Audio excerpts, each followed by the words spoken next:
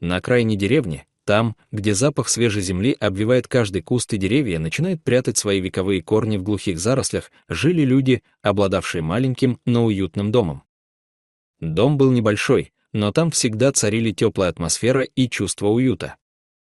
Семья, живущая в этом доме, была довольно небольшой, и из всего домашнего хозяйства самым замечательным существом была кошка по имени Снежка. Это была белая кошка, чистая, словно первый снег, и ее шерсть часто переливалась на солнце, создавая иллюзию, что она могла бы быть частью самого света, отражением облаков, плывущих по небу. Кошка была домашней, нежной и добродушной, всегда внимательной, и, казалось, никогда не задумывающейся о тех опасностях, которые могли подстерегать ее в окружающем мире. Она не была охотницей, не была дикаркой и не стремилась исследовать тайные уголки природы. Однако ее любопытство, как и у большинства домашних кошек, часто возобновлялось, когда она, почувствовав новые запахи, уходила в сторону леса. Окружающий лес был ей знаком и привычен, и она часто гуляла возле границ сада, любуясь окружающими ее пейзажами, вдыхая запахи, которые были наполнены волнующими ее ароматами трав и диких растений. Но как бы ее хозяева ни пытались следить за ее шагами, они не всегда могли предотвратить ее стремление исследовать новые горизонты. Когда наступала весна и распускались первые цветы, Снежка чувствовала, как ее привлекают новые места. Так случилось и в тот день. Она вновь выбежала в посадку, вдоль которой проходила небольшая тропинка, ведущая к старой лесной дороге. Это место не было опасным, по крайней мере, так она думала.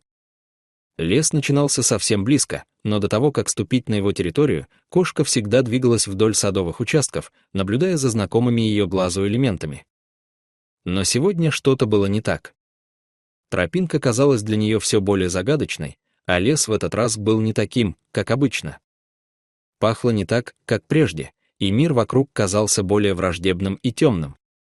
Однако ее любопытство возобладало, и, следуя знакомым запахам, она сделала несколько шагов вглубь леса. Снежка чувствовала себя уверенно. Прогулка должна была быть легкой, без осложнений.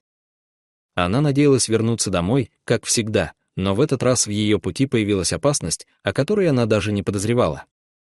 В одном из участков посадки, где деревья становились гуще, а трава росла выше, кошка почувствовала странный запах. Что-то было не так, но она не останавливалась, идя вперед, обходя старые пни, прячась в густой траве, пытаясь найти источник этого нового запаха. Она не заметила, как ее лапка оказалась в хитроумной ловушке. Это была не простая ловушка, а старинная охотничья петля, спрятанная среди ветвей кустов. Это были не современные капканы, а искусные ловушки, которые специально устанавливались для того, чтобы поймать добычу. Ловушка захватила лапу кошки, сжала ее, не давая шанса двигаться. Снежка начала паниковать. Лапка оказалась в плену железных зубьев, которые впивались в ее мягкую белоснежную шерсть. Кошка пыталась освободиться, но каждое ее движение лишь усиливало сжатие. Боль наполнила ее тело, и она почувствовала, как страх сковывает ее. Сначала она не могла понять, что делать. Ловушка прижимала ее к земле, не давая возможности двигаться, и она почувствовала, как ее лапка сдавливается. Она стала паниковать, ее сердце забилось быстрее, а страх стал подавлять все ее чувства. Она пыталась вырваться, но сила капкана была велика, и каждая попытка не давала результата. В какой-то момент она поняла, что, возможно, ее жизнь может закончиться прямо здесь. Снежка чувствовала, как наступает холод, земля под ней становилась все более твердой и жестокой. Вдруг на мгновение ей показалось, что она видит силуэт. Это был человек, Дмитрий, ее хозяин, который, заметив исчезновение кошки, пошел искать ее. Дмитрий не знал, что случилось, и поэтому сразу не мог понять, куда пошла его пушистая подруга. Но он знал ее привычки, знал, куда она часто ходит. Он обшаривал все уголки сада и огорода, а затем решил пройти к посадке. Он знал, что именно там Снежка могла быть. Так и случилось. Дмитрий приближался, и Снежка, чувствуя это, затихла, пытаясь из последних сил подать сигнал. Ее слабый, едва слышимый мяуканье все-таки донесся до его ушей. Он побежал на звук, понимая, что что-то случилось. С каждым шагом страх и боль в сердце кошки усиливались, но когда он подбежал, чтобы помочь ей, он увидел, как ее лапка застряла в петле. Он растерянно взглянул на ситуацию и принял решение: нужно аккуратно освободить свою кошку. Дернув за веревку, Дмитрий снял петлю, освободив лапку Снежки, но она была сильно повреждена. Когда кошка вырвалась, она обессиленно упала на землю. Дмитрий сразу взял ее на руки, прижимая к себе, и поспешил домой, осознавая, что они едва не потеряли друг друга. В последующие дни Снежке пришлось пережить долгую реабилитацию. Лапка восстановилась, но это было тяжелое испытание как для нее, так и для Дмитрия. История Снежки стала напоминанием о том, что в мире всегда есть опасности, и даже самые беззаботные прогулки могут привести к непредсказуемым последствиям. Но несмотря на боль и страдания, она осталась с ним, и каждый день их жизнь продолжалась, полная тепла, заботы и любви. Дмитрий же, переживший этот стресс, стал еще более осторожным в своих отношениях с природой и всегда следил за тем, чтобы его питомка не попадала в опасное место. Он больше не позволял Снежке гулять в лесу без его присмотра, стараясь уберечь ее от новых угроз, которые могут скрываться в тени деревьев. Каждый раз, когда он видел ее радостно бегущую по двору, он понимал, как важно быть рядом, как важно оберегать тех, кто тебе дорог, даже если это животное. Снежка, в свою очередь, так и не полюбила прогулки по посадке, хотя с каждым днем все чаще выходила на улицу. Лес, что-то в нем изменилось, перестал быть ее убежищем.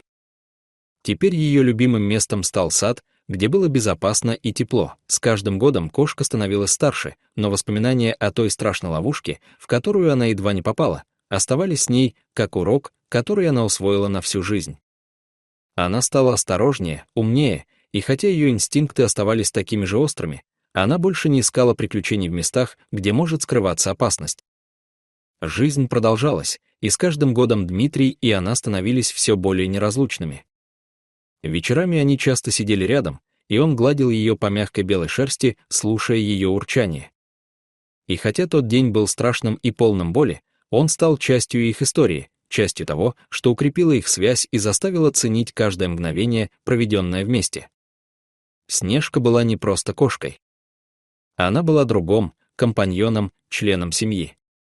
И, несмотря на все переживания, она продолжала радовать своих близких, несмотря на свою осторожность, и ее взгляд всегда был полон доверия. Это был урок, который остался с ней, и который она передавала Дмитрию через каждое свое мяуканье, каждое прикосновение и каждое мгновение их жизни. Время шло, и Снежка оставалась верным спутником Дмитрия, даря ему не только свои мурлыканье и уют, но и напоминание о том, как важна осторожность, любовь и забота. Дмитрий больше не позволял ей гулять в лесу, где она могла бы снова попасть в опасную ловушку. Но, несмотря на это, он понимал, что это был лишь один из уроков, которые они вместе прошли, и что теперь их жизнь будет полна не только радости и веселья, но и осознания того, как важно беречь своих близких. Снежка, теперь уже более осторожная, с каждым днем все больше чувствовала, что она нашла свой дом. Дом, где ее любят и заботятся о ней. И в этом доме, среди заботы и любви, ее жизнь продолжалась, и она больше не искала приключений в опасных лесах. Снежка была счастлива в том месте, где ее ждали, где она могла безопасно спать, мурлыкать и наслаждаться каждым днем. И хотя мир вокруг нее все так же оставался полным непредсказуемых опасностей, она знала, что с Дмитрием она всегда будет в безопасности. Дорогие зрители, что вы думаете об этой истории? Расскажите, пожалуйста, в комментариях. А если вам понравилось это видео, ставьте лайк и подписывайтесь на канал.